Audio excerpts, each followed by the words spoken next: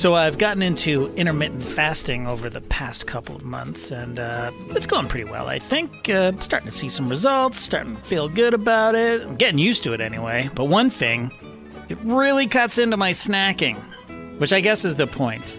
My eating window is from noon to 8 p.m. That's 8 hours. So obviously I'm not eating breakfast, but I'm also not having my midnight snack of Magic Spoon cereal that I love so much. But you know what? It's no problem because I just took that midnight snack and I put it right in the middle of the day, 3 p.m. It's the perfect midday, guilt-free pick-me-up. Magic Spoon has 0 grams of sugar. That's right, 0 grams of sugar.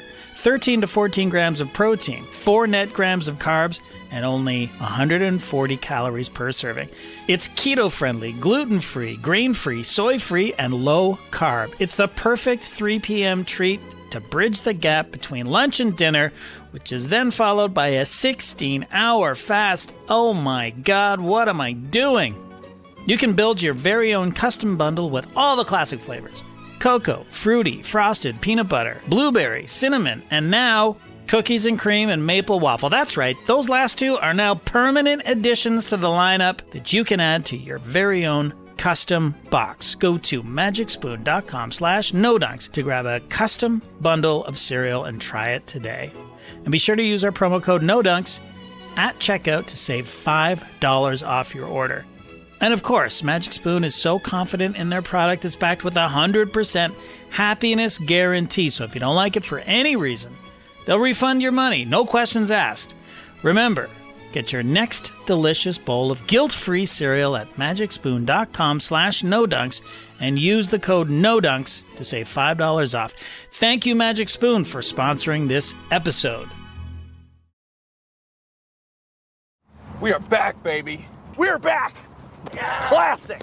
We are back. We are back.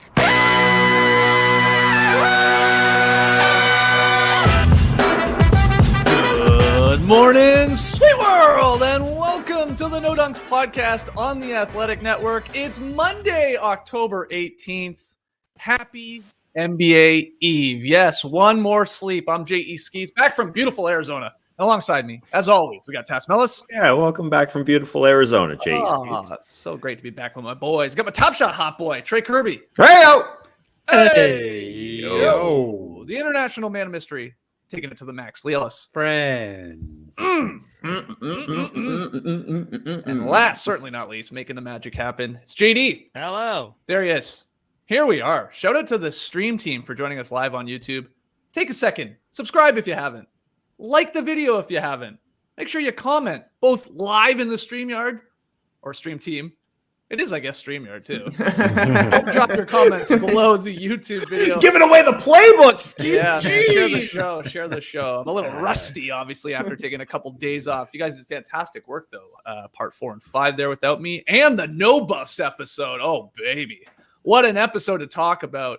I love that as well. Had a lot to listen to on that flight back from Arizona. So great job there, guys. On today's show, we're going to discuss the odds of Ben Simmons playing for the Sixers this week. What the hell's going on there still? We'll talk about the Suns signing Mikal Bridges to an extension. That's done, but not eaten as of recording here. And we're going to get into NBA season preview predictions. We want to walk back. We just made them last week, Leigh. Classic. And we're already second guessing some of our the good thing about this is you really get 2 bites of the apple, because if you take one back and the other one comes true, you can say that's my real pick. Right. But if the original one comes through, you can say we were only doing that for the show. I didn't really want to take that back. So it's great. Yeah, that's true. But before we get to all that, congratulations are in store to the Chicago Sky, who are WNBA champions for the first time in franchise history. The 6th seeded Sky, they erased a double-digit deficit, came back in the final minutes there on Sunday to defeat the Phoenix Mercury 80-74. TK, my man, was blasting tweets throughout the playoff run for the Chicago Sky, especially in the finals. And I know you're on cloud 9 right now. You're sky high with the Sky bringing a title to the city of Chicago, just setting up for the Bulls to do the same, right? That's exactly right. Skeets, as Sam Unono points out, Chi-Town became Sky-Town yesterday. First title in franchise history. And it was awesome to watch the Sky the entire WNBA playoffs. I thought game 4 yesterday was kind of a microcosm of the way things have gone for the Sky. They were down 11 halfway through the third quarter. They were down 9 heading into the fourth quarter. But Candace Parker, Naperville's own, they just kept cutting to her saying, hey, relax. Chill out. We're fine. We're doing okay here. A huge 7-0 run by Candace Parker herself. The Sky are going crazy. The crowd's going crazy. Candace hits the game-tying 3 with about 2 minutes left. Then we got Stephanie Dolson rumbling down the lane, hitting a couple of survivor floaters, putting a touch on it to give the Sky a lead. Oh, it was exciting to see them finally win the championship. Saw Candace Parker break down, find her family immediately, find her daughter immediately. That was really awesome to see. And for me personally, I was like going crazy because it's Isla's birthday today. She turns 7 years old. And for me, I think back to when I was 7 years old, and like I vividly remember the Bulls winning their first championship. So I'm like, I know you're going to have memories of this. Right.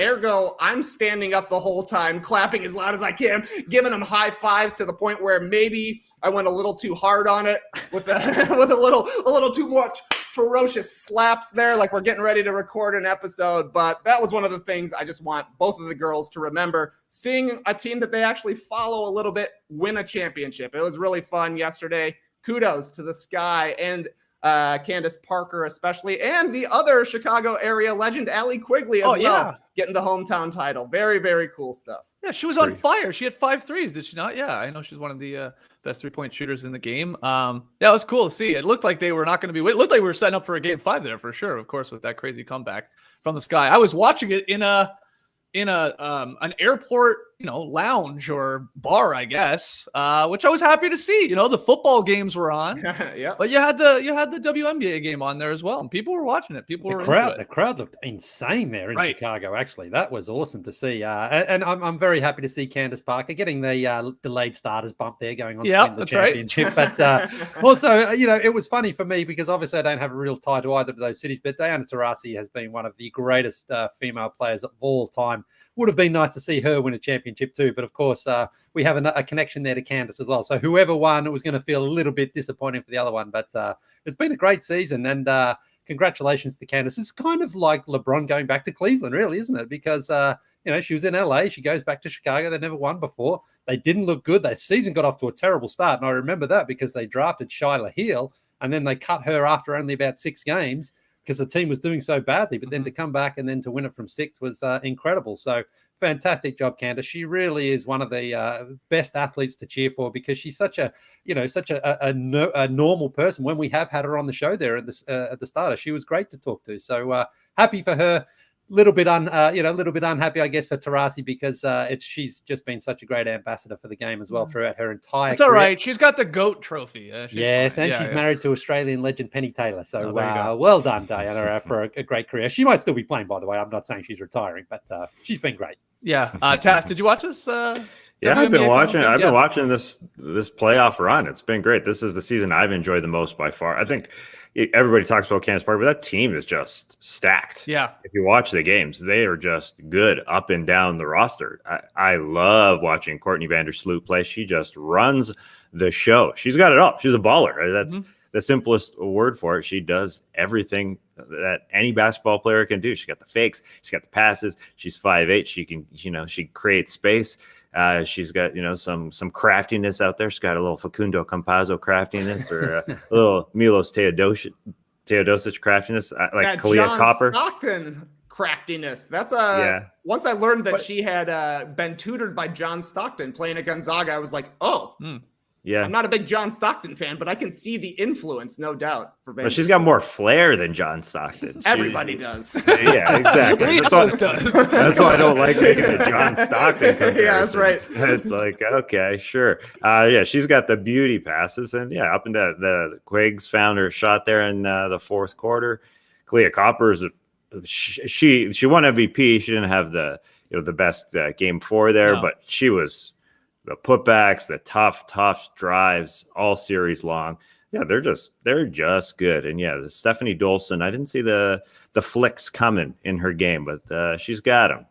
So they're just a great team to cheer for. And it's easy to cheer for Candace Parker being on our program once upon a time and sitting a few chairs down from her in the makeup room. She is she is a competitor. She's just a great person. She went to Portillo. She pulled the Giannis Antetokounmpo. He did fast food after the game. She went and got a couple dogs apparently after the game, like a normal person. Anthony Parker was my first love.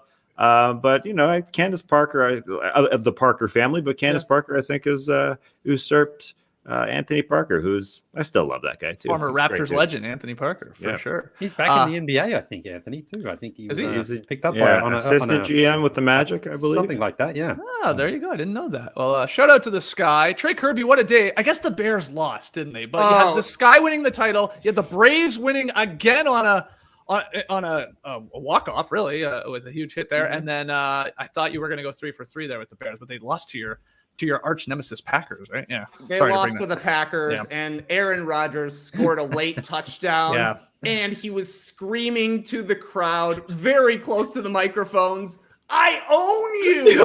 My whole life I've owned you!" And Aaron Rodgers, I believe, is 21-5 against the Chicago Bears. So he's right about that, but that's why it was important to have the Chicago Sky playing after the Bears. Right. Got the city back happy, but I don't know. To me, watching this, I realized Candace Parker is going to be, for me, like original Isaiah Thomas was for my dad. Because literally anytime Isaiah Thomas's name comes up around the NBA, my dad's like, saw him play in high school. I'm like, wow, you are very, very old. Yeah. But I made it a point to go watch Candace Parker play in high school because, as she was coming up, everybody knew she was going to be one of the all-time greats. If you have a chance to see that, her high school was like 5 minutes from where I went to college. So we would drive down and see her play during high school. To actually see it play out her entire career, actually becoming one of the greatest of all time in the WNBA, really special. But now I'm going to drive my kids nuts being like, yeah, I saw her play back when she was in high school. They'll be like, yeah, who cares? You're very old. Look at you. Everybody knows you must have seen it. That's cool to me. I like that little anecdote there. So on tomorrow's show, I'm just going to pitch ahead to that. We're hitting the beach, guys. And I say that because we need your questions. So email them in, nodunks@theathletic.com, or you can hit us up on Twitter or Instagram or TikTok even. I don't know. Can you send questions through TikTok? I'm old by saying that. Anyway, No Dunks Inc. across all those social media channels. But yeah, we're hitting the beach tomorrow for our first one of the season, where we answer your questions and comments. And you can leave them, of course, below this video as well, because basketball returns tomorrow night. I mean, what a perfect little segue here from the Sky ending the WNBA season into the NBA season starting tomorrow night. We got 2 games on there, the doubleheader action, which we'll get to pick them later in this show. But tomorrow, Tuesday, beach step in. Then games on, and then of course, on Wednesday, we're back recapping everything and into all that action. But I pitched it off the top, Leigh. A little roundup of all of our NBA season preview sort of prediction shows. Shout out to everybody that watched or listened to all 5 parts last week. But the question is for you guys.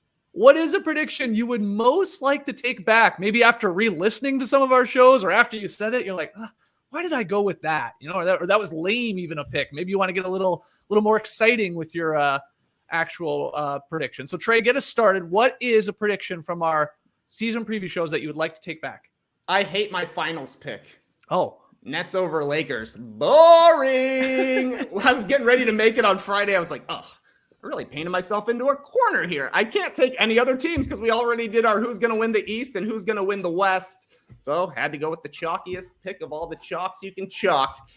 But I don't know. I feel less confident about the Lakers. I think Nets versus Bucks, honestly, it's a 50-50 toss-up at this point. The winner of the championship is going to be whoever wins if those 2 teams match up against each other in the playoffs. Hopefully that happens in the Eastern Conference. Hopefully it happens in the Eastern Conference Finals and we don't get a weird first-round matchup randomly between these 2 teams. But I'm less confident in the Lakers actually winning the Western Conference because every time I look at the Lakers roster, I just can't help wondering, are they really going to start Wayne Ellington at some point? And I'm like, Wayne Ellington has been, if he's on a playoff team, he's deep in the rotation. Right. If he's on a bad team, maybe he's starting. You don't see him starting on championship contenders. Then the other question is are they going to start Carmelo Anthony? There's a lot of weird questions that come up when you're talking about the Lakers. But the other teams I compare him to are the Jazz, who fool me once, shame on me. Fool me twice, you won't get a second chance. Shout out to my guy, JD. It's also more like 5 chances now, I feel like, with the Utah Jazz. They're going to dominate in the regular season. My guess would be that they have the longest win streak in the league this year. Feels like they do every single year. But come playoff time, the question becomes, will a small ball team be able to beat them? I don't know, but it's happened before. And the big acquisition this year is Rudy Gay, who was my under-the-radar acquisition that I really liked. I think he helps, but that's almost a Wayne Ellington question. When you're making the Rudy Gay as your big offseason move, Rudy Gay is your big offseason move. That hasn't worked out for a lot of teams in the past. The other question is the Phoenix Suns. They got a chance, no doubt about it, but it just feels like things broke perfectly for them last year to be able to win a championship, and they came up a couple of games short. So I almost defaulted to the Lakers, but I wish I would have defaulted to the Golden State Warriors. Oh, yeah, I think they're going to be obviously a tough team to beat come playoff time. We don't know what Klay Thompson is going to look like, but at least they'll have a few months of playing regular season basketball before the playoffs comes around. And we know Steph Curry is going to be Steph Curry. The defense was great last year. Will that continue? I don't know, but we know Curry's going to be as great as he's ever been, and surely Klay will be fine come playoff time. So if I wasn't chalking it up here, I probably would have went with the Warriors to win the Western Conference. Okay. And we know Jordan Poole's going to be averaging what, 30, 32 Exactly points right, per game? According to a lot of the people out there, people are high on Jordan Poole. Okay. So yeah, you're just walking back. You're like sort of boring, as you called it, finals pick. You're throwing the Warriors in there. Warriors. That guy that sings that song will be very happy to hear that. Tass, let's go to you next though. What's a prediction? You're like, I don't know. Maybe I'll go a different direction with this. Well, it's sort of tied into everybody talking about the Lakers and nobody talking about this guy, Nikola Jokic, as an MVP winner again.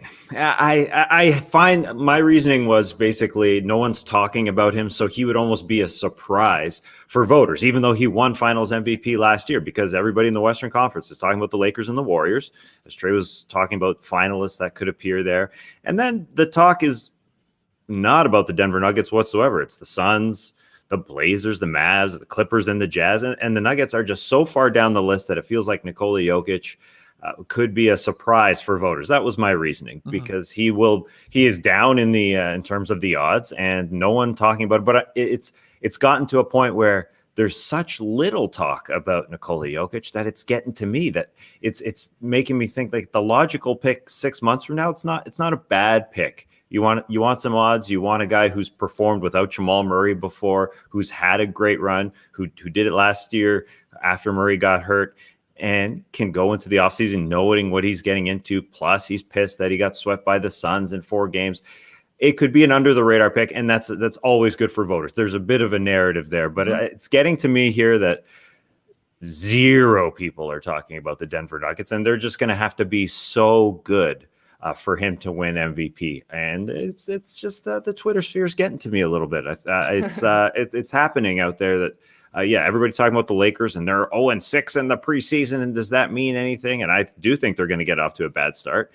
But again, no one will be talking about the Nuggets. Everybody will be talking about those other teams. So it's Lakers, Warriors, and then a whole bunch of other teams, not including the Denver Nuggets. So my Jokic pick, unless he's able to really get up there in top 3, top 4, I'm worried about it. I'm worried about it because there's just so many good teams in the Western Conference. Really, that's a big issue. No one's really going to give Nikola Jokic, even if he's got the same numbers as last year, even if he's getting Michael Porter Jr. off. They're not going to give him MVP votes unless he takes over most of those teams I mentioned. They got to be probably top 3. Yeah, I could see that. So who would you go with then? Is it like do you lean towards like a Curry as your pick or someone else? Yeah, I don't think the Warriors are going to be up there in the standings that high. I think that's a problem with Steph. Steph finished the preseason with 41. The guy's ready for Tuesday night for sure. But it all depends on Klay if they're going to be up top 4. I mean, Curry had an incredible year last year and they finished 8th. So I think you'd go probably somebody from the East.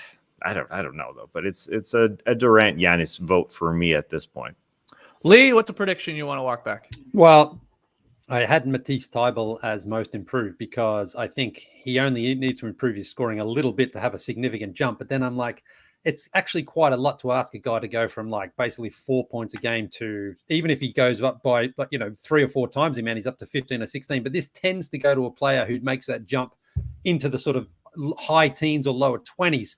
And I'm just not sure Thybulle on that Philadelphia 76ers team can actually score enough points. He can get enough opportunities because, with Seth Curry out there, of course, Korkmaz as well, and then you got Maxey and Milton, all these other guys. They're a lot more aggressive offensively, shooting and scoring the ball. And this is, of course, not taking into account Embiid and Tobias Harris. So I think Matisse Thybulle, he's got a very valuable role on that team defensively, but he almost needs to be a little more selfish offensively as far as scoring if he really wants to increase his average. Otherwise, he's only going to live off the scraps. So I just don't see him taking that much of a leap offensively in his game to really stand out. Guys can improve, and we can say, hey, that guy's better than he was last season. But again, this award tends to favor guys who all of a sudden, maybe they were averaging 10 points a game last season. Now they're averaging 19 or 20 a game. And I mean, recently it's been going to guys that like blossom into all-stars.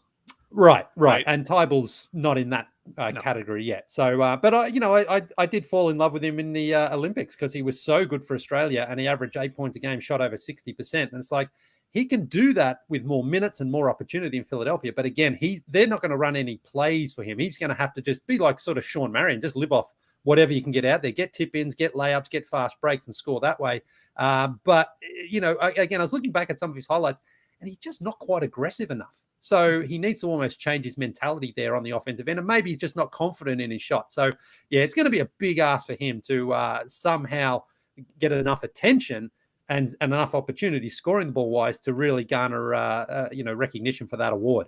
Yeah, and we've talked about this before. He's gonna get recognized for his defense. I mean, he already has been last year, making the second all defensive team despite playing 20 minutes per game. So like people are gonna notice him and say, yeah, this guy's a lockdown defender. But yeah, MIP, very difficult. So would you go with someone else off the top of your head? Jordan Poole's gonna do it. Jordan Poole, baby, jump in the pool. The water's fine. Yeah. No, I mean, I didn't really sort of think too far into it. It's a tough award to predict. Who is that guy who's going to make that big leap up? And, I don't know if someone. What about Michael Porter Jr. to bring it back to the Nuggets? Again, a guy that's going to go from being good, but to like possibly an all-star level. I know he's a lot of people's picks for this award. Yeah, well, definitely the scoring is going to help him for sure. Because he just, when he feels like it, he just goes out there and shoots and scores. And you can see him maybe averaging 25 a game there in Denver. He's got an incredibly. If he averages 25 a game, I like his chances of winning. Well, because he's very hard to defend. He's very he can't get a hand up in his face. And there are times where he's just like, I'm shooting this and I don't really care what our offensive scheme is. I'm just putting it up right now. And he can do it. He's got a very, very nice shot on him. He can score quite easily. So I can see that happen. I can see him leading the Nuggets in scoring. I think I said Wiggins could lead the Warriors in scoring, and that didn't work out. But anyway, it's walking back predictions from last season now. Yeah, I'm still trying to walk that one back. Yeah, but look, there's a few out there that you misfire on. So everyone's 0-0 right now. Everyone's a chance. Everyone's like, at best case scenario, maybe this guy could do that. Who knows? So we'll see. Okay, I'll stick with like the award predictions that I think I got one wrong already. I think and it's a little lame, I guess. I went with the number one pick for Rookie of the Year. I went Cade Cunningham, and that's fine. He's probably going to be good. But the odds that he wins this, I think, are low, as I don't think he's going to lead rookies in scoring, and that's honestly half the time is what it comes down to. So I forget who went with Jalen Green, but I'm jumping on that train with you, whoever it was. Tass. Yeah, I just think the guy's going to get so many shots and is going to take so many shots. Like he might shoot under 40%, but he might be flirting with still 20 points per game on a bad Rockets team, given the opportunity. And he's a lot of fun. He gets a lot of headlines. He's a great player, obviously, an offensive player. So I just think I would go with that one over Cade, who will like be a better player, I think, in 3, 4, 5 years, but I'm not sure right away. And Dwayne Casey slow plays it with rookies sometimes. Like, they got a lot of young talent on that Detroit team. I'm excited to actually watch them at that 7:00 tip time when we got all those games on League Pass. But yeah, I think I'm going to switch it up to Jalen Green because I just think it makes more sense because that's sort of where this award generally goes to. The guy scores 20. If the guy scores nearly 20 points per game as a rook, that's pretty impressive. I don't care how crappy your team is and how many shots it takes you. So I'll go with you, Tass, on Jalen. Yeah, as long as the percentages aren't horrendous, that could be a problem. If he's matters. I think it depends on how bad it is. But I think playing with a big like Christian Wood will help him out. He'll get space because people will have to guard Christian Wood. It's not like just 5 guys out and dribble. Let's see what happens. He's got somebody who will help him put buckets down. And so I think that'll give him some space, and that'll help the field goal percentage a little bit. Cade, yeah, I can't wait to watch him. Yeah, playmaker and make his teammates better. And by all signs, everybody loves playing with him and being that guy. But yeah, maybe the Jalen Green, a little bit more of that will get him ROI this first year. I'm a little nervous for Jalen Green to get as many touches as you guys are thinking, because they have Kevin Porter Jr. as well. And that guy is a black hole when he has the ball, and they're going to give him the ball every time. He's trying to win Rookie of the Year this year, even though it's his third year. So that's, to me, the bigger issue is that, there is a rookie last year, Killian Hayes for Detroit, but it feels like he's been superseded by Cade Cunningham, rightfully so. And I don't know that has necessarily happened in Kevin Porter Jr.'s mind for the Rockets yet. Yeah, that's fair. I just don't see, like last year, we had, Anthony Edwards starts really slow and then turns it on and, is the scorer of the rookie bunch. But LaMelo Ball wins it because, he fills up the box score, and the Hornets were playing phenomenal basketball before all the injuries hit them, with Gordon Hayward and then himself.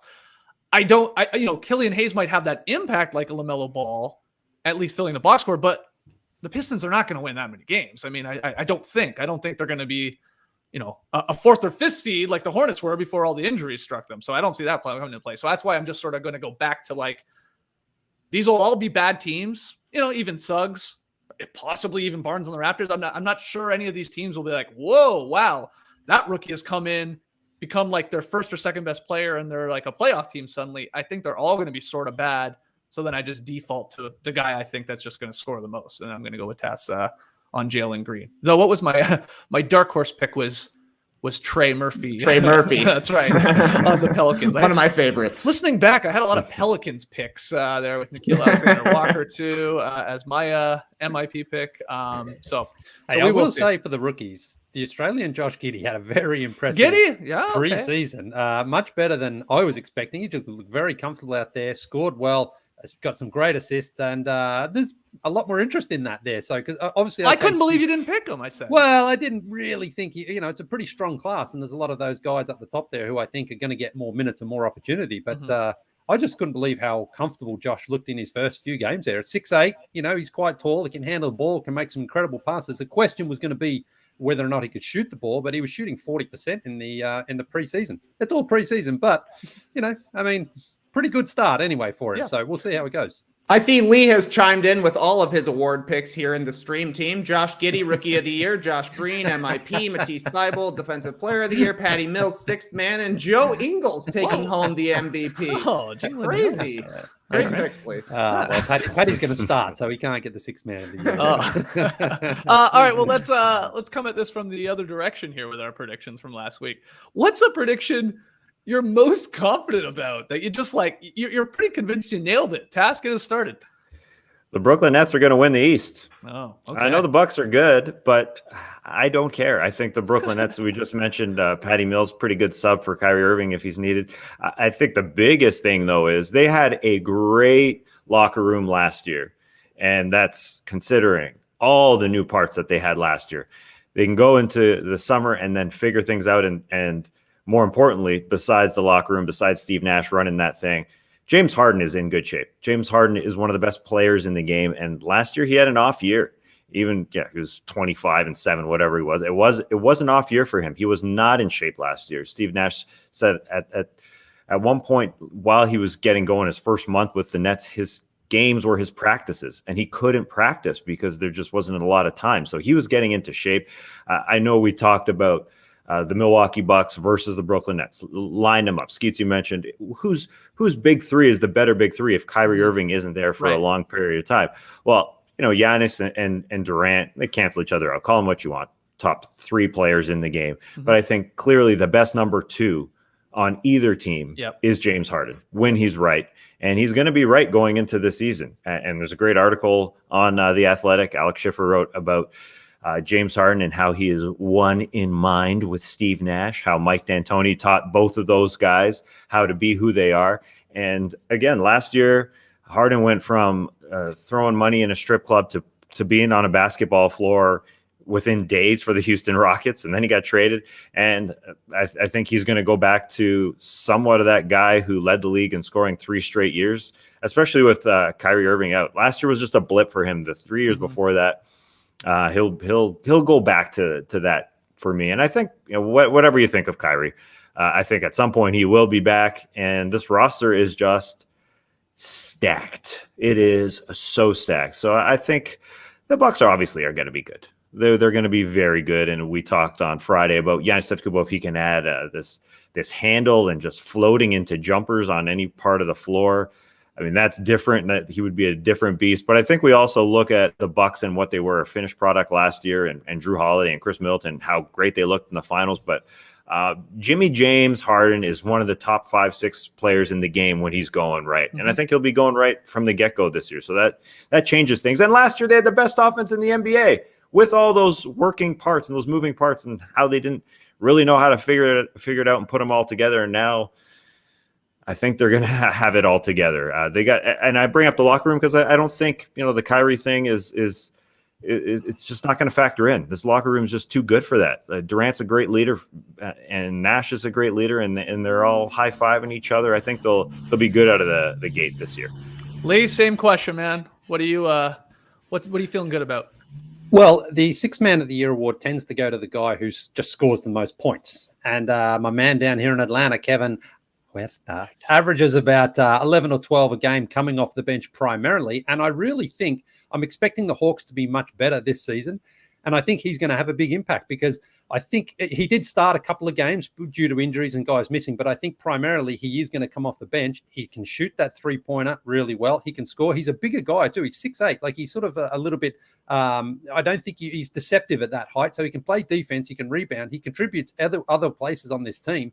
And I think he can bump his scoring up there to 14 or 15 a game and get a little bit more recognition, especially if, as I say, the Hawks are pushing closer to that 50-win plateau. I think that's really going to help his case because he was very good for them in the playoffs coming off the bench. He did struggle a little bit starting at times, but again, they were missing Hunter, and he came in there for that, fill in for that role there. They went with Solomon Hill as well, but I think he's just more suited to coming off the bench and firing away. So I feel pretty good about that. I mean, there's always going to be that flashier guy like Jordan Clarkson who maybe just goes out there and has the odd 40-point game.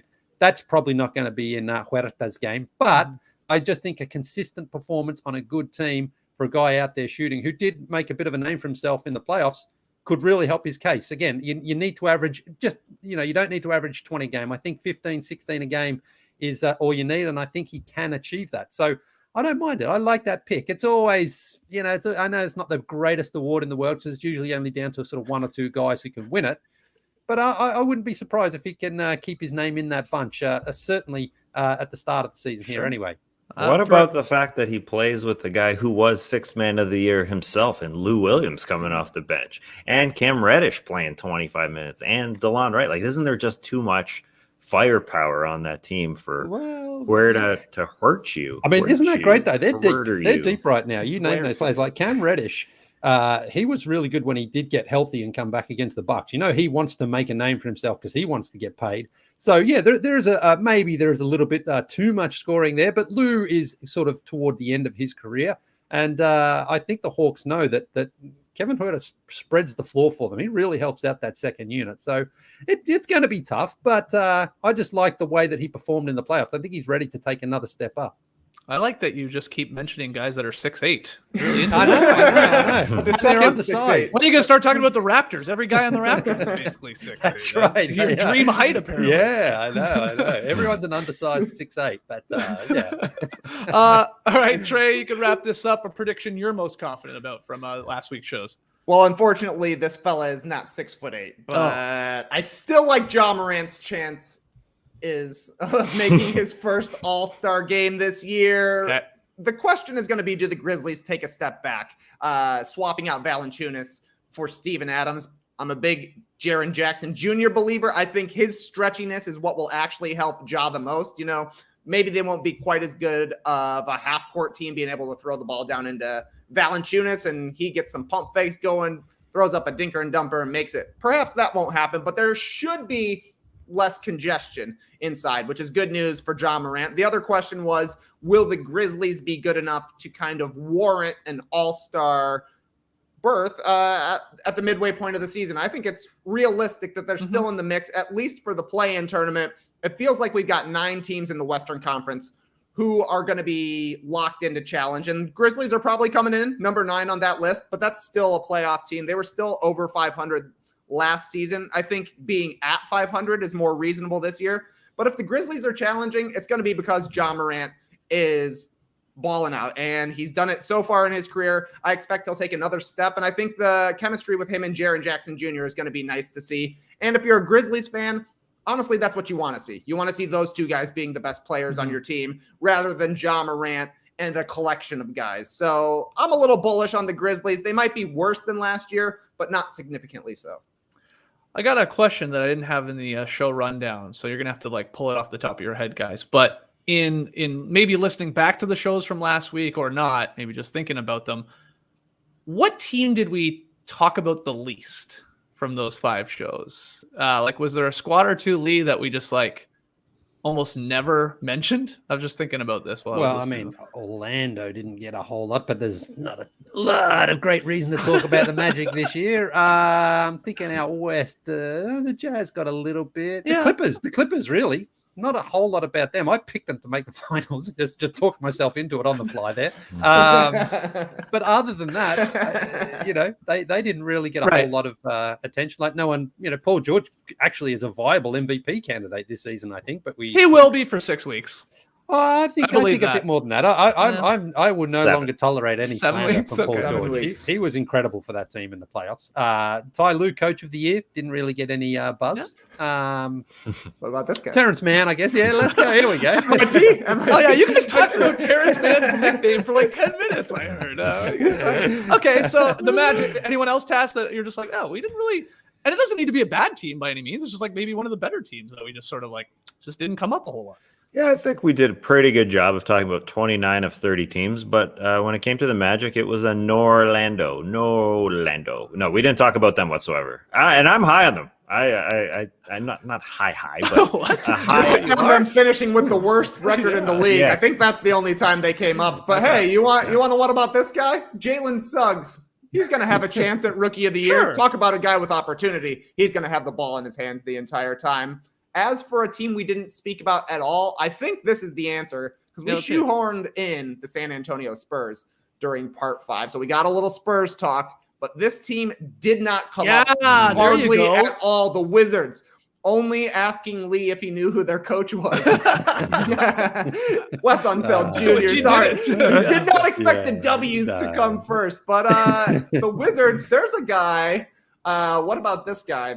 Spencer Dinwiddie. That's an under-the-radar acquisition over the year that I think could actually be helpful if he comes back and he's able to take a little bit off the plate of Bradley Beal and maybe be a more efficient, ready-to-go version of Russell Westbrook. It took the Wizards a while to start playing Wizards basketball. We'll see what Dinwiddie can do after basically a year out, but I think a Dinwiddie-Beal match is nice in the backcourt. The rest of the Wizards, I don't know what you like about them, but at least they got Spencer Dinwiddie. Well, I mean, Tass, you're usually high on Rui Hachimura, which, could have another sort of breakout season for him. I think the Wizards are they could be good. Like they're a weird team with obviously Kuzma there now. And, they got some KCPs, bigs that back from injury. Yeah, it's like they could be good. But I don't know. We'll see what they've got a makeup of a team that's got a lot of solid guys, so they could overachieve. It's a little Indiana Pacers like with Spencer and Beal in the backcourt, and then KCP is probably your starting small forward, then Rui and Daniel Gafford, and then you got a bench of Kuzma and Harrell. You got to start talking to yourself into being a solid group in the East that jumps into the play-in tournament. Just like last season. Yeah, exactly, just like last season. All right, I think it is the Wizards. I think that's the answer. Good stuff. I'm glad we got to it. All right, we got to take a break, but when we come back, we're going to get to the up-down report. Well, we have a 20-month-old baby who's normally a real good sleeper, but she's been getting up earlier and earlier as the days go on here. Last night, 3:30, woke up to just a screamer Not for a minute or 2 or 3 or 4 or 5, like an hour. Like if you know the starter's background, back when Trey joined, I guess it was the Basketball Jones days. This was when our video came out of an inception of Trey and Matty O screaming at each other. That's what my daughter was doing yesterday for like an hour. Maybe she was having night terrors, as they call them. They don't call them dreams with little babies. They call them night terrors. Maybe she was dreaming of her Barbie falling. I don't know. Maybe she was dreaming of a shrimp falling off a Bobby. I don't know. Maybe she was dreaming of Dad sprinting down the hallway that one time, and she came out of nowhere, and I gave her a knee to the skull. No, that didn't happen. I'm just kidding. That didn't happen. But if I was a baby, that's what I would have night terrors of. Just that. That would be scary. Anyways, so we needed to get our minds right this morning. It was a tough morning here. Hours and hours of non-sleep. They were feisty and chatty this morning, but Danielle and I needed to decompress. And that's where Calm comes in. Calm, the #1 app for sleep and meditation, has teamed up with LeBron James to help you train your mind and become the champion version of yourself. I tend to worry about the physical and don't put enough emphasis on the mental aspect. That's where Calm comes in. It can help you train your brain so you sleep better, reduce your stress, meditate better, and perform at your best, just like King James. And for a limited time, our listeners can join LeBron in using Calm and getting a 40% discount on a Calm premium subscription at calm.com/nodunks. calm.com/nodunks. Unlock content to help you focus, erase stress, and sleep better. Get started at calm.com/nodunks. That's calm.com/nodunks. I got 3 letters for you, Leigh. I want you to tell me what it stands for. NSL. National Soccer League. Never stop learning. All right, Leigh? But I like your answer as well. With Masterclass, you can learn from the world's best minds anytime, anywhere, and at your own pace, which is very nice. You can learn how to skateboard from Tony Hawk. You can improve your poker skills from Phil Ivey, or learn the art of negotiation from Chris Voss. With over 100 classes from a range of world-class instructors, that thing you've always wanted to do, skateboard, get better at poker, just negotiating, is a lot closer than you think. I recently checked out the interior design class on Masterclass. Blown away by the depth of knowledge and the quality of the experience. One tip I picked up immediately from Corey Damon Jenkins: understand the light of the room. Does it get a lot of sunshine? Is it very bright? Or is it a darker room? And whatever that room be, very bright, very dark, lean into that with your fabric and your paint decorations, right? Because you immediately would think, ooh, this is like a very dark room. I should brighten it up. Corey says no. That's the opposite. You shouldn't do that. You don't need to do that because then it can look tacky. But if you lean into like a darker, fabric, again, a color palette on the walls, that makes more sense. And that's coming into play with us right now. We are working on a studio, guys. Some paint decisions are being made. You got to learn these little tips. I think we have to put them into practice here. So I think we should all watch this course. I believe so. I think so. I don't need to give you the masterclass on this. You can just go watch the masterclass. Highly recommend you guys check it out. Get unlimited access to every masterclass. And as a No Dunks listener, you get 15% off an annual membership. That's pretty damn good. Go to masterclass.com/nodunks. That's masterclass.com/nodunks for 15% off Masterclass. Okay, let's get into the up-down report. Prepare your tubes. It's the up-down report. Oh, man! It's been so long since I heard this. Good stuff, JD. Yeah, the up-down report. Thumbs up or thumbs down. Play along in the stream team there. Let us know in the YouTube comments. Tweet at us at No Dunks Inc. Your answers. Okay, first one. I'm going to keep this one short and sweet, the intro. Ben Simmons has returned to Sixers practice. Happened on Sunday. But his availability remains in doubt. That's right. No decision has been made on whether Simmons is going to play in Wednesday's season opener in New Orleans or even then Friday, the home opener there in Philly. Tass, I know it feels like we've been doing this for weeks already, but up or down, is Ben Simmons playing for the 76ers this week in one of those 2 games in particular?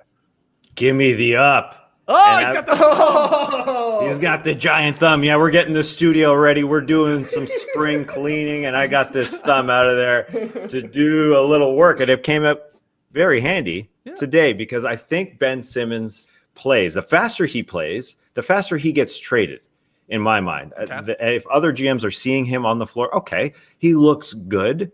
Maybe we can, cobble up a package to trade for him. So I think it's in the Philadelphia 76ers' best interest to get him on the floor. Also, he's got to be in good shape. Have you seen those workout videos of him working out in the summer? I'm sure he's good. Everything you see in those workout videos is entirely true, right? Well, Rivers says he's not in game shape. I know. Yeah, I did. he did say he's a little behind. But I think if he goes and plays after a couple practices against New Orleans, against the Thomas Satoransky, Devontae Graham backcourt, he could have a monster stat line. And I think if he plays on Wednesday, it's a good warm-up before going home to play against those crazy Philadelphia fans. They will be crazy. And I think he wants to get a road game in first. So if he doesn't play Wednesday, I don't think he's playing Friday. But I think he could calm the storm if he just gets out there on Friday. And I know the 76ers fans are going to be all over him. If he has a good game Wednesday and he gets out there in mid-court and gives a little, hey, give me some love. I think they'll be back on his side real quick. Us fans, we turn on a dime and we just change sides in 2 seconds. So I don't think that'll last long. If Ben gets out there, I still think he wants to be dealt. I don't think there's any doubt about that, right? I think it helps if his case to get out there now, and then he'll be dealt a little bit quicker because of it. I think he's going to talk to the media possibly today or tomorrow, Leigh. Ben Simmons is. He was there practicing, but he didn't say anything to the reporter. So we'll find out maybe by the time you've listened to this, he has had something to say. But what's your gut say, Leigh? Are you up or down on him actually playing this week?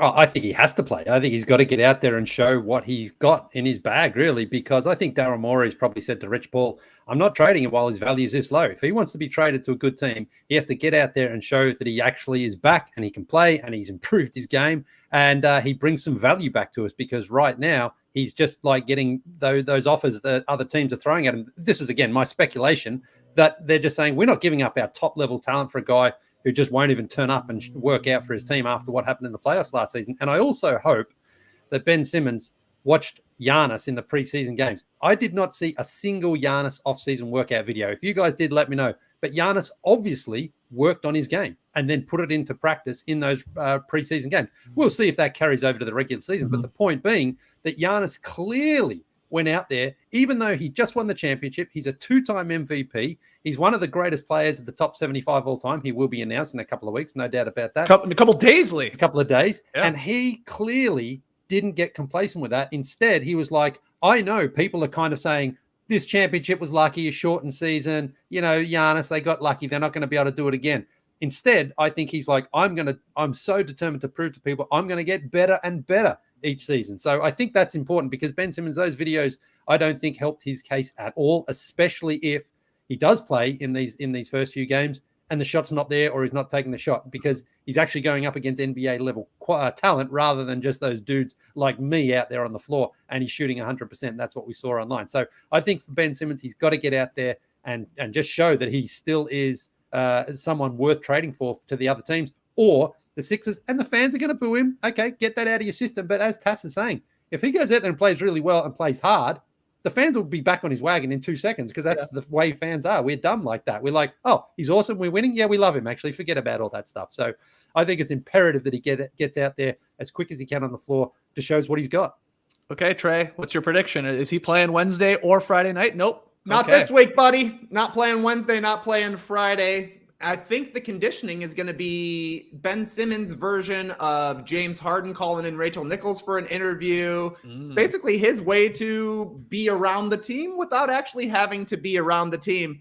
Like you're saying, Tass, they got that home opener on Friday, but they got 3 road games that come after that. So if Ben Simmons doesn't play Friday, the Sixers wouldn't have another home game until October 28th. That's 10 days that Daryl Morey has a chance to trade Ben Simmons, which I think is more likely than getting it done in the next 2 days. We shall see. But to me, Simmons doesn't necessarily want to face the fans right away. And I think that the Sixers are doing a quality job of covering for him, saying he's not in shape. We don't know if he's going to play. We don't know if the availability is going to be there. I don't think Ben Simmons is anxious to start the season with the Sixers. So the longer he can delay it would be my guess. I think everyone is being hilariously professional and diplomatic about this situation. So I wonder if that's like a Morey mandate or not, or it's just the entire Sixers organization, all their players and coaches. I mean, they are handling this pretty well. I'll give them credit. Like, they're saying all the right things with this guy who doesn't want to be there, obviously, who you crapped on last year with his playoff performances, and you're just like pretending to make this sort of work. Tobias Harris said, and I'll give him points for being at least honest. He said, the vibe was what it was. Was it perfect? No. But we're here to do a job, and that's to win basketball games. We put on our big boy pants and get on the floor and do what we do. I love that. And like a lot of them were saying similar things. Go ahead, Leigh. That's the verbal version of what about this guy? Here are some words. You guys can just make out. Yeah. I mean, but like, it is what it is. It is what it is. Like, it has to be awkward. You can't convince me. But at the same time, these guys are like, yeah, this is a business, and this crap happens, and we got to go out and focus on winning games and trying to win the 1 seed, and we're trying to win a title if Ben Simmons is here or isn't. So I get that. It's interesting too. Shake Milton is nowhere near playing yet. He's got an ankle injury, so they would like him out there, Ben Simmons. They like a guard, I assume, if they're going to try and like increase his trade value and all that, and win these games in the first couple of days. But I think I will ultimately go thumbs down on him playing this week too. I'm with Trey that I think it'll be more likely if he's still there. It'll be a next week that Simmons is back in the lineup. But maybe, who knows with this crap. All right, our next one. Over the weekend, the Phoenix Suns agreed to terms with forward Mikal Bridges on a 4-year, $90 million contract extension. The deal, averaging $22.5 million per season, is fully guaranteed and kicks in after this season, so after 2021-22. Phoenix had until 6 p.m. Eastern today to extend Bridges beyond his rookie deal. And as of recording this podcast, they've yet to come to terms with DeAndre Ayton, the number 1 pick of the 18 draft class. That's a little interesting. But start with Bridges here before we maybe spin it into Ayton. Leigh, are you up or down on them signing this extension, the 4-year, $90 million deal? You like it? Yeah, it's a pretty good deal. This could even end up being a bargain for the Suns in year 4, especially if Bridges continues to show the improvement he's shown in his first 3 seasons. 13 points a game last season, 54% from the field, 43% from 3 on 4.5 attempts a game. And he just missed out on all defense second team. In fact, he had more first place votes than Matisse Thybulle, who made it, but Thybulle had more overall votes. So he was so close there to making one of the great teams to make at the end of the season. All defense, good recognition there for you. I thought in the playoffs, up until the final 4 games of the playoffs, he was really, really good. His scoring dipped a touch, but his percentages went up 49% and 39%. And I think that was the thing. He almost just ran out of gas a little bit there in those final 4 games when the Suns, who were 2 wins away from winning a championship, just came up a little bit short. And that was one of the reasons they missed his contribution there. So I think, though, overall, you look at this deal and you think, perhaps, you could even make a case of overpaying him a little at the start, but I don't think that's really a serious factor, because in the end, $22 million for a guy who's a 3-and-D guy, and he could really get his scoring up to sort of 18 or 19 a game by the end of this deal. And if he makes an all-defense team, you could maybe even make a case he's getting all-star consideration if he continues to show the improvement that he's shown so far. So I think if you're the Suns, a no-brainer. Same for Bridges. You get paid if you play both ends of the floor and shoot well, and he's proven that. So a pretty good deal for both parties right now. Tass, you like this move here? You like this contract? Oh, yes. Mikal Bridges is what everybody dreams about when their team drafts a 3-and-D player. He is absolutely a perfect part of a championship team. And it's easy to say that after they went to the NBA Finals with him. But, yeah, he didn't drop off at all. He only got better. He's that dream because, yes, he's an incredible defender. He only plays within himself. And if everybody leaves him open because there are other stars on the team to guard, and he can have a 20-point night like he did throughout the postseason. So this number, I think, is great when it lines up with Chris Paul and Devin Booker. And then the question is, are they going to sign DeAndre Ayton, who is an extremely important part to this team? Are they going to extend him before the deadline here, or are they going to wait till next season? Because Ayton will be paid more than Mikal Bridges. It's understandable. But as far as this number goes here, yeah, this is a no-brainer because it's not superstar money. It's you call it what you want. I think he'll be looked at as one of the better contracts, years from now, because he's going to be doing the same thing as he enters, deeper into his 20s, and that's what every team needs. Yeah, I assume you're sort of up on this too, Trey. But what impact does this have on this potential Ayton extension, whether or not it happens here today? Because they got 7 hours to do it. Well, that's the question. I mean, this is an easy thumbs up for Bridges. Like Tass said, it's almost rare to find a 3-and-D draft guy who's actually good at both three-pointers and defense. It's usually like a great shooter and an okay defender, ergo you're 3-and-D, or the flip-flop. Lockdown defender, whoops, you're shooting 33% from three in the NBA. That has not been the case with Bridges. He does it elite style on both ends of the court, but I would still rather have Ayton's deal finished today than Bridges' deal finished today. Like Tass said, he's eligible for a much bigger max, and eventually the Suns or some other team are going to give it to him, and then the Suns perhaps will have to match that if it comes in restricted free agency. The only concernicus I would have if I'm Phoenix is that if I don't get the Ayton deal done today on extension day, does he go into the season upset with the franchise? It seems certainly possible. I was reading some TMZ reports that Robert Sarver and DeAndre Ayton had a drink together, and DeAndre Ayton looked very intense during this meeting. So I don't know if he just was coming in with his serious face on. He watched the masterclass on how to negotiate. He said no smiles at the table. As long as they get that deal done and they've got Devin Booker and Mikal Bridges and DeAndre Ayton all locked up alongside Chris Paul, it's all gravy. Just get the Ayton deal done.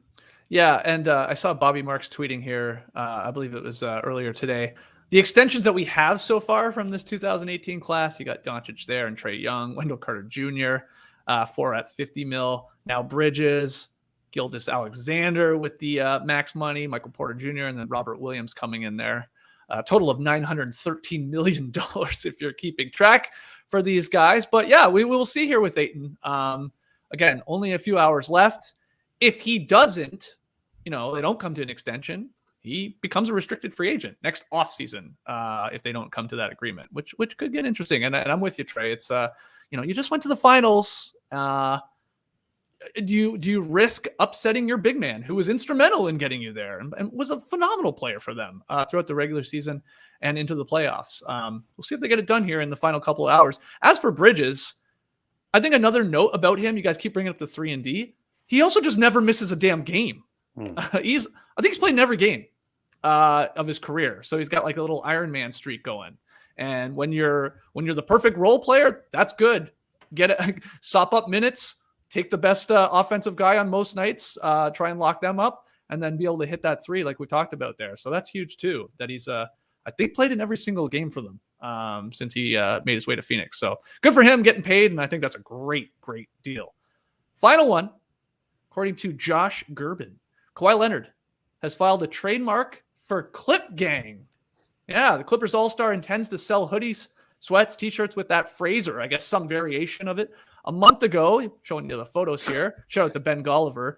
This pic went sort of viral because Kawhi was rocking a Clip Gang or Don't Bang hoodie at the Intuit Dome groundbreaking, but has now, in theory, sort of tried to trademark Clip Gang. So the question is simple, Trey. Are you up or down on Clip Gang merchandise or just the phrase in general?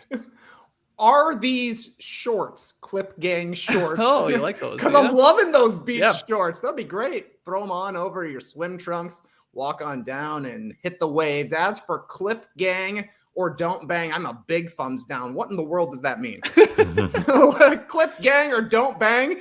Clip Gang is barely a nickname for the Clippers. You could use it for any basketball team. Deer Gang, that's the Bucks. Hawk Gang, that's the Hawks. What do they call them? Hustle Gang or something like that. Yeah.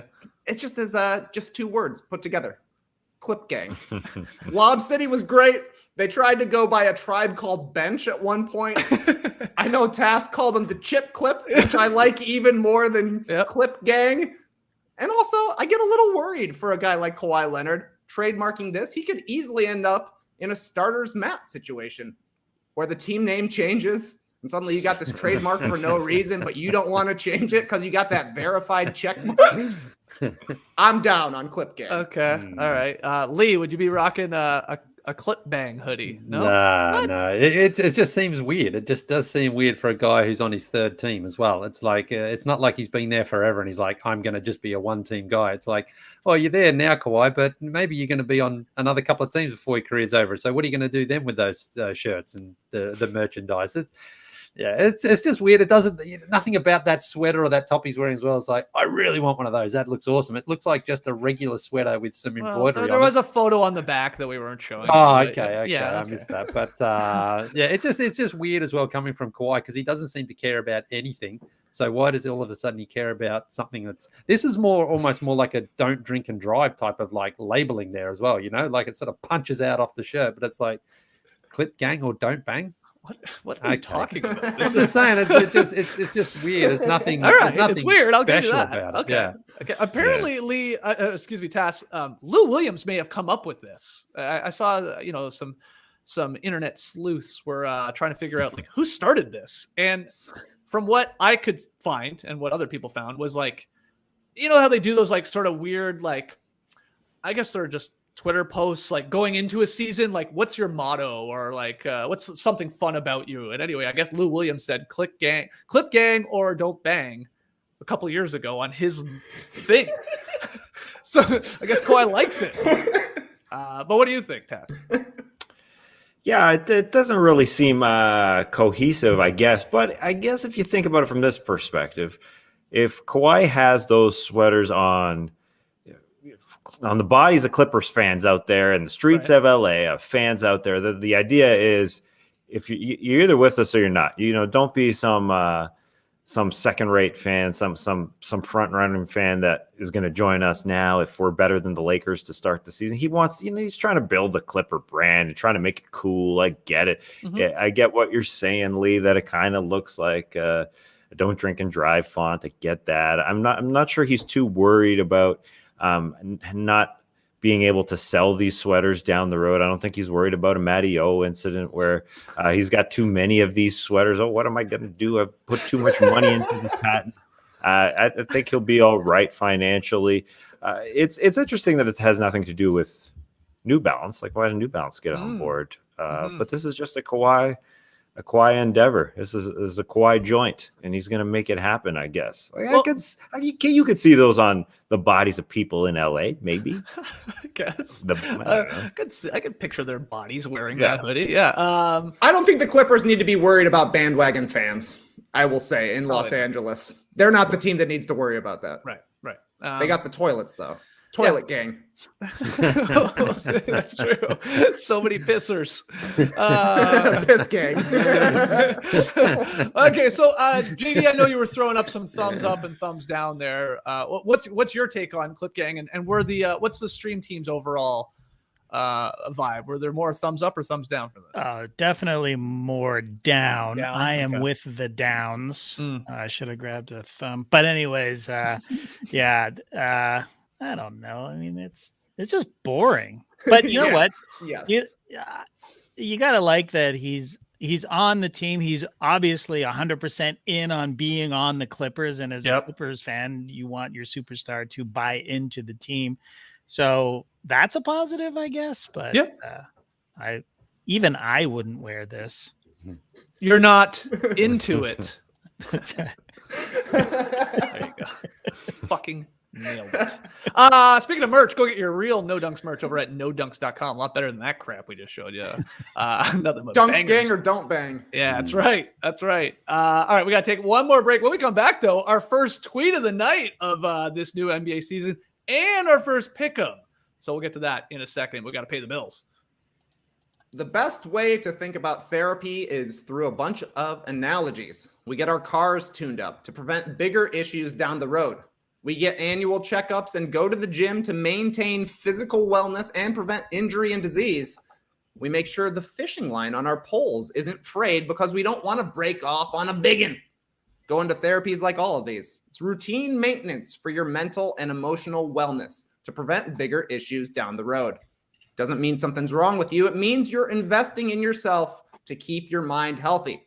BetterHelp is customized online therapy that offers video, phone, and even live chat sessions with your therapist. So you don't have to see anyone on camera if you don't want to. It's much more affordable than in-person therapy, and you can start communicating with your therapist in under 48 hours. Why invest in everything else and not your mind? No Dunks is sponsored by BetterHelp, and our listeners get 10% off today for their first month at betterhelp.com/theathletic. That's BETTERHELP.com/theathletic. You know, when my boys were babies, my wife was adamant that they would learn to sleep by themselves in their own beds because sometimes, especially if they're having a rough night, I would bring them into our bed because it almost always worked as far as calming them down. So a couple of times I got away with it, but not many because my wife felt it was far more important to tough it out at night so we wouldn't build any risky sleeping habits. She was right then. But fast forward a few years and now the boys are a bit bigger. And thanks to our Helix mattress, they've figured out a loophole because now if they're having a rough night, they know they can come along and jump into our bed because the Helix is so comfortable and big that even mum lets the boys pile on in because no matter how many of us are in that bed, we all get a good night's sleep. That's a true story too. This is not just like some sloppy ad read. That has happened. And you too can get the perfect mattress for yourself and your family because Helix Sleep has a quiz that takes just 2 minutes to complete and matches your body type and sleep preferences to the perfect mattress for you. Why would you buy a mattress made for someone else? And that includes people in your own family, by the way. With Helix, you're getting a mattress that you know will be perfect for the way you sleep. Everybody's unique and Helix knows that, so they have different mattress models to choose from. Soft, medium, your firm. Mattress is great for cooling you down if you sleep hot. Mattress is great for spinal alignment to prevent morning aches and pains. And even a Helix Plus mattress for plus-size sleepers. There's 4 of us, so I wonder if we qualify for one of those. We'll find out. Anyway, I took the Helix quiz and I was matched to the Luxe mattress because I wanted something that felt medium and I sleep on my stomach and I move around a bit through the night. But I know that for the next one, the boys are going to want to add their own input when we fill out the survey because they're like, no, I like it this way, I like it that way. But, you know, you have to do these things, don't you? Anyway, Helix is offering up to $200 off all mattress orders and 2 free pillows for our listeners at helixsleep.com/nodunks. Sloppy ad reads. I meant sloppy, but I said sloppy. But you know what I'm saying. Like it's they can't stop you from doing an ad reading and ordering a glass of water. Slop them up, guys. I got a sloppy ad read right now. So, I've been with my wife since 1997, and I asked her, as we do, we consult our wives when we're creating content for the show, and I asked her, what's the best I've ever looked? Like, in terms of an outfit, what's the first thing that comes to your mind? I mean, we're talking like 23 years of history here. Like, it's got to be something. So just name something I looked super hot in, because of something I was wearing. And she came back with, you look great in that baby blue F1 No Dunks hoodie. Oh. I mean, recency bias, sure. And I do look good in it. But, I mean, come on. I mean, there must be something more. But, what's happened to us? We've been living in sweatpants for far too long now. And we got to dress things up around here. So that's why I'm breaking out my custom-fitted Indochino dress shirt tonight. Listen, buying shirts for me is always a source of anxiety because I sit somewhere between a large and an extra large. So I never know what I'm getting. I never know if it's going to fit until it arrives on my doorstep. But with Indochino, that stress is eliminated because I can just plug in all of my exact measurements into that website and I'm getting a custom fitted shirt or pair of pants or a suit, all at affordable prices. Plus, you can customize every single detail. If you're buying a suit, you can choose the fabric, the lapel. You can get it monogrammed. You can get a statement lining. And you can create a suit that fits you and your style perfectly. And the best part, Indochino's suits start at just $399. That's with all customizations included. And Indochino is now open at selected Nordstrom stores. Yes. Giving I've never been to a Nordstrom pass. I assume it's great by your reaction there. Tess loves Nordstrom's. Yes. Nothing better than a Nordstrom. When you leave a Nordstrom, you'll never feel sloppy. You feel slick. Hey, is it? Hold on. Is it Norstroms or Nordstroms? Like Nord. Facing Nord. Yeah. We the Nord. Yeah. Well, what did I say? Did I say Nordstrom? Well, Taz said Norstroms. I could have sworn without the D. I don't play. I don't play it's a D. defense. It's definitely a D. I know there's. Yeah. Okay, I was clear. Yeah. Okay. Yeah, but he's also calling it Nord, as in French, was you wouldn't pronounce the D, so maybe he's just he's en français, Norstroms. Okay. Oh wow, He this loves is it deep. more than all of us. This is super deep. You're taking it Sudstrom. Not really. This has gotten very sloppy. Yeah, right. My apologies to Indochino. Anyway, you can find your nearest Nordstrom store by going to Indochino.com. And right now you can get $50 off any purchase of $3.99 or more by using code NODUNKS at checkout. That's $50 off a purchase of $3.99 or more at INDOCHINO.com.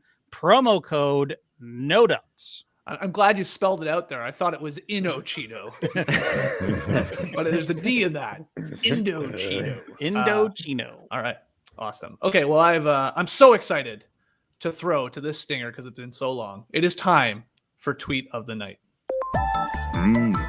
Tweet of the night. Wow. Twitter. Oh, I love the deep voice Tass and the Leigh Twitter. And JD, you're getting us started here. You wanted the first one of this new NBA season. What is the tweet of the night? I did, and of course, it has nothing to do with the NBA. Yes, but it does have to do with our brand new podcast, No Buffs. And I saw this tweet over the weekend, and I was like, man, I'm doing tweet of the night the first night out because we don't have tweet of the night on No Buffs, but it's from our man Wendell Holland. Just randomly tweeted out, unsolicited, I don't think. He tweets, definitely loving my dudes from No Dunks, absolutely killing it with their No Buffs podcast. This is another fun Survivor podcast with guys that know their stuff. Give it a listen. So, yeah, I mean, This is exciting. This is as exciting as Kyrie saying he likes our show. Mm-hmm. And just whenever we get NBA players a lot when we were at the starters, just coming, hey, I love the show. I've been watching. Dwayne Wade's got it on. We see them in shots of them in their limo with the starters on. But I was just chuffed. We've got he's Wendell Holland, the winner of Survivor 36 Ghost Island, and the villain kind of Winners at War. But we love him, and we're working on a little project with him right now as well. But I'm just so happy that he's listening to the show. And Leigh, it's a great time to get it. Great time to get in. The merge is coming up. It's not this week, but next week I think we're going to be in the merge. I was going to say, JD, can you just bring that tweet up again? Because I think Wendell might also be a No Breaks fan. If you look at the, he's got the racing flags there. So maybe he's angling to get on the No Breaks podcast as well. Speaking of, yeah, I think so. Yeah, that is fantastic. I was JD, just like you. I saw this tweet when I was in Arizona. And awesome. And I was like, did Trey reach out to Wendell and ask him to tweet this? Did Jason Concepcion reach out to him? The answer is no. Wendell's just a fan of No Buffs, and we love to see it. And I listened to it. It was a great podcast, as I said off the top of this. So go check that out if you love Survivor or you're trying to get into Survivor. We have a lot of fun. JD, Trey, Jason Concepcion Network, you know him on Twitter, and myself usually. Though I have a problem now. I've missed 2 No Buffs episodes. And I love it because I get to then listen to No Buffs and you guys talk about Survivor. Like, I don't even want to be on the show. So I'm just going to sit out the next one too and just listen to it. It's be a download. No, you guys are fantastic. And I love it. And yes, thank you to Min Power for pointing this out. Leigh, I see where you're getting there with the little checkered flags. It's for Nipsey Hussle. All right. The marathon continues there. But, hey, maybe Wendell likes F1 too. It's possible. He'll get him on No Breaks, Trey. He's a very well-rounded individual, so I'm sure he's into all sorts of that's right. sports and yeah. So, anyways, we should have him on the show because he was great that one time. 100%. Totally. Does he have his own show on HGTV? He does. He does. Yeah. It's called Hot Mess House. And I was thinking, I have probably more chance of getting on that reality show than Survivor. I mean, I've never seen it, but I imagine it. He takes messy homes and makes them not messy anymore, and I could definitely use that. So, hit me up, Wendell. Cleaning the meal that Rachel's kept for 3 years on your kitchen counter. Okay. All right. That's awesome. Shout out to Wendell. We definitely will get him on a No Buffs episode. Rick Devins also wants to come on a No Buffs episode. So we got to line up all these Survivor greats and get them on some of these podcasts and actually talk to people that know what they're talking about. We just sit there, shoot the shit, and second guess everything. These people have been out there on the island. Bring the real insight. But check that out. No Buffs. It's its own separate YouTube feed. Obviously, podcast feed. Just search No Buffs Survivor 41, and it should populate wherever you watch or listen to the show. Pretty funny comment from Cold Lunch here in the stream team. Wendell's like, no buffs. I gave you buffs. He did. That's true. He did. We'll change the name when he comes on. Yeah, that's a great point. Okay, pick 'em. Not results. There's no results yet. Our pick 'em for Tuesday night, because I said tomorrow beach stepping. We'll be answering a lot of your questions that you guys have already sent in. You still got time. NoDunks@theathletic.com. Tweet them in at NoDunksInc. Leave them in the YouTube comments. But that's a beach stepping episode. So why don't we just look ahead to our first game? It's the first game of the season, for crying out loud. It is the Brooklyn Nets in Milwaukee, and the line brought to you by BetMGM is the Bucks are favored by 1.5. Very small, for this game. And we've already made our picks heading into this one. Let's just beat everybody to the punch here and make the selections. And there they are. We're showing you on YouTube. Tass, the only one taking the Nets to cover on the road. What's the thinking, Tass? Oh, it's got to be different. Everybody's going to be excited about the Buckaroos at home getting their rings, I suppose. I haven't heard about that, but I assume that they are, right? I always think I think so, yeah. I think that is happening. Yeah, I like betting against the champs because, I think there's going to be a bit of a championship letdown, and that never happens. With Giannis Antetokounmpo at the helm, why the heck would that happen? He's going to be holding his boys accountable. But I also like the revenge factor, having that the Bucks beat these Nets in round number 2. James Harden will be ready to play on 2 legs as opposed to the 1.5 that he had against the Bucks in round number 2. So I'll take the opposing team and get myself out to either a game ahead or a game behind, as I am wont to do. All right. Some people agreeing with you in the stream team. Nets are going to be spoiling the ring ceremony. So Tass has the Nets, but the Bucks are favored by 1.5. So Leigh, Trey, and myself need a Milwaukee 2-point victory or more. But that is on Tuesday night. Tomorrow during the day, like I said, or in the morning, 10 a.m. Eastern, live on YouTube. Beach stepping. So join us live if you want to hear us possibly answer some of the questions that you guys have already sent in or tweeted in. And half the time we start talking to the stream team when we're doing those shows too. So come join us at 10 a.m. Eastern. And yes, I do owe some pick and payoffs. I see people saying that in the stream team. 100% true. We haven't forgotten. I might just wear a weird hat for one of them, but we'll figure that out. But got a couple payoff here. We'll have to do it early. Otherwise, I'll start losing more, and then I'll be like 4 or 5 deep. We don't want to get to that point. But did you get any hats in Zona? Keeping me honest. No. Did you get a hiking hat? No, that's not. No, that's not true. I bought a women's winter hat. Bought a toque. It was surprisingly cold when we first got there to Arizona. Probably should have done a better job of checking the weather. Very cold at night. Thought, those early morning hikes may want to keep the body temp high. All that heat escaping from your head. So we went to a quick stop at Walmart in Page, Arizona. No men's hats. No toques left. No, we hit the women's department. No, it wasn't that. You don't got to show that.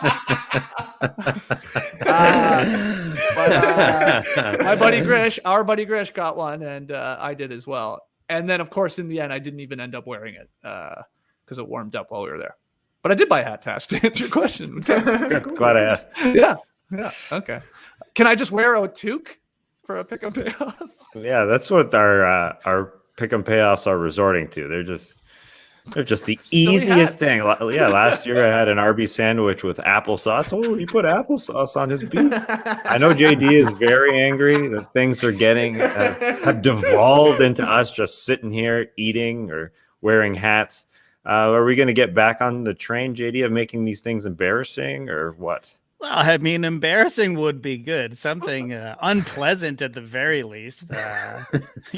Come on, this is embarrassing. Okay. he does have a point. Yeah. Yeah, that is a horrible hat, and I look agreed ridiculous. I mean, always look ridiculous, but even more so. I think that's a fair pick and payoff. It's no worse than wear a weird hat. Yeah. To wear that for one day on our show is not really, you should have to wear it for the month, the entire month. A month? Get out of here. Or wear it to a restaurant. Go to a restaurant and just put that on and just see it. Okay, that would suck. Like you just walk in there, you get a table for two, and they're just if you can somehow record the reactions of everyone. This guy's definitely ordering a pizza. I'll tell you that. All right. I do, JD. I don't know why I just thought of this. I want to try the shock collar. Yeah, I'm up for it. I think we could have some fun with it. Maybe we wait till we're all together for that one, like in the same studio space. I think that could be funnier. But put the shock collar, the dog shock collar around the neck, and I don't know, Tass or you or somebody else has the full controls of can buzz me whenever they want. Though testing it out that one time, it packed a punch. Did you put it on your neck? The wrist? I can't remember. No, I put it on my wrist. Yeah. Right. I mean, that was when you sort of even knew it was coming too. Yeah. Yeah. All right. I think that would be great. Okay. We may have to have like a paramedic standing by just in case. I don't know what kind of damage that can do, but I think it would be hilarious. Absolutely hilarious. Shock the hat right off my head. If you have pick and payoff ideas, now is a good time to let us know in the YouTube comments or tweet them at us at No Dunk Sink. Okay, let's call it there. Oh my goodness. I'm so excited to get to watching basketball very, very soon. This is our last night, Leigh, for a long time without hoops on. What are you doing? You doing anything special tonight? No, not tonight. No. Cool. Thank you for your honesty. Sorry, man. Plans for tomorrow. No, that's all right. All right. Yeah. I thought you might take Roxy out for a nice dinner or something. No. We've been doing, little things here and there. We've been able to do it, So, good. We've been enjoying the non-basketball season. It's been good. So, nothing special. Okay. All right. Well, go get your No Dunks merch over at nodunks.com. Email in your questions and comments, nodunks@theathletic.com, and leave us those 5-star ratings and reviews on Apple Podcasts. I guess we'll bring back 5-Star Friday when we get at least into early November. So you got some time there if you haven't left us that 5-star rating. Until tomorrow, with Beach Steppin', Clipper Bros. You heard it here first. Have a great time. Turn up. Love you guys. Awesome. Thanks for joining us. And remember, no dunks gang or don't bang. Embrace the day, people. You could stay